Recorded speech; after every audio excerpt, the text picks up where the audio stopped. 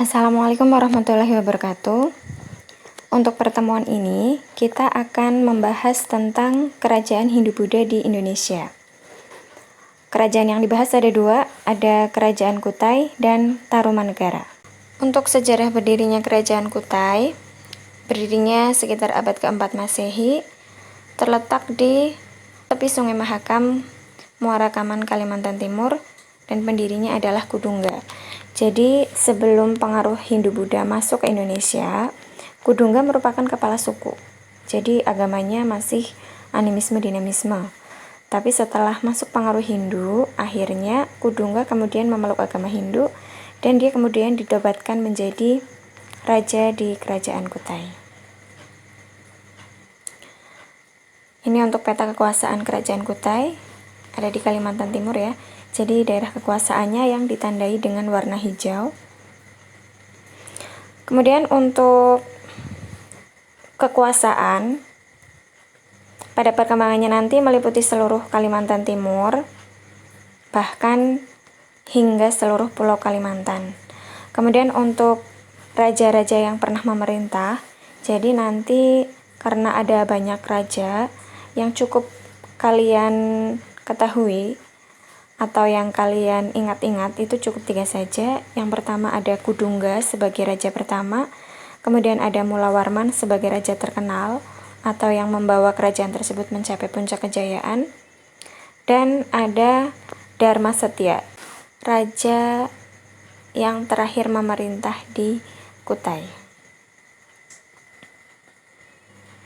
Untuk kehidupan sosial dan ekonomi, jadi masyarakat Kutai itu kebanyakan bermata pencaharian sebagai petani dan pedagang.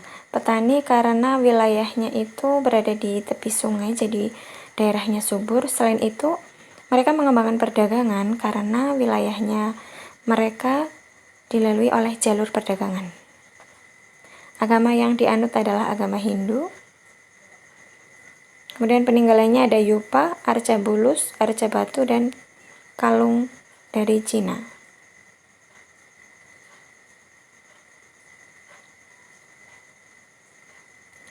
Untuk penyebab kemunduran, ketika Kerajaan Kutai dipimpin oleh Dharmasetya, Kerajaan Kutai ini diserang oleh Aji Pangeran Anom Panji Mendapa, di mana Aji Pangeran ini merupakan raja dari Kerajaan Kutai Kartanegara. Nah, jadi yang harus kalian ingat, Kutai Hindu yang sedang kita bahas ini namanya Kutai Martadipura. Tapi setelah nanti Dharmasetya tewas dan Kutai Martadipura ini dikalahkan, akhirnya nanti kerajaan itu kemudian disatukan dan berubah menjadi Kutai Kartanegara yang beraliran Islam. Selanjutnya, Kerajaan Tarumanegara.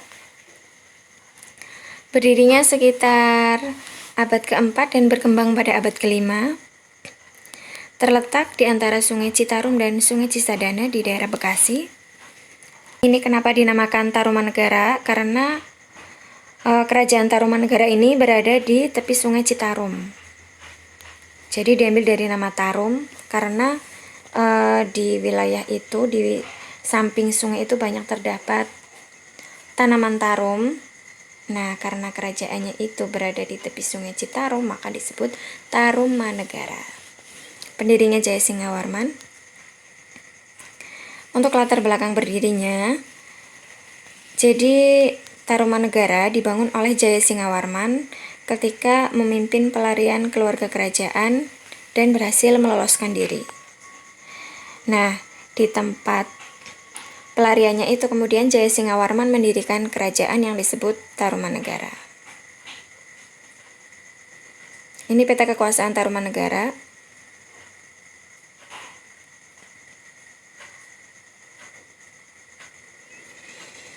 Kemudian untuk wilayah kekuasaannya meliputi Bogor, Karawang, Bekasi, Jakarta, dan Banten. Nah, untuk raja-rajanya ini ada Jayasinghawarman sebagai pendiri, Purnawarman sebagai raja terkenal, dan Linggawarman sebagai raja terakhir. Untuk kehidupan sosial dan ekonomi, Masyarakat di sini kehidupan gotong royongnya sangat berkembang ya. Itu bisa dilihat dari adanya gotong royong dalam proyek penggalian saluran Gomati dan Candrabaga. Kemudian untuk ekonominya juga sama, masyarakat masih mengembangkan pertanian dan perdagangan, karena pada zaman dulu yang namanya kerajaan itu pasti wilayahnya di tepi sungai ya, karena itu merupakan tempat yang strategis untuk pertanian maupun perdagangan. Untuk agama yang dianut, sebagian besar beragama Hindu, ada yang menganut Buddha, dan ada juga yang masih mempertahankan animisme.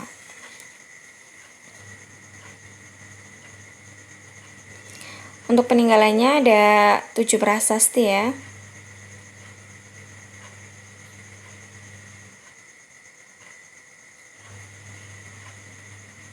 Prasasti Ciaratan, Prasasti Kebun Kopi, dan Prasasti Tugu. Untuk penyebab kemunduran, jadi runtuhnya kerajaan ini bermula dari kepercayaan yang diberikan oleh sang raja kepada pemerintah daerah di bawah raja.